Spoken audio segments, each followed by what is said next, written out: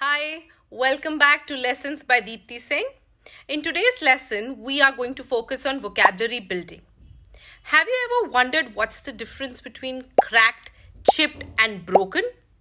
Let's take a closer look.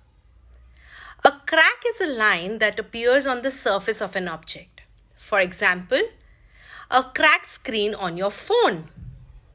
A chip is a small piece that has broken off an object.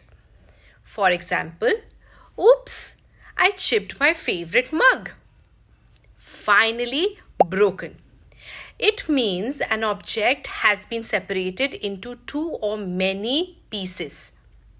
For example, the boy broke the photo frame and it has to be fixed.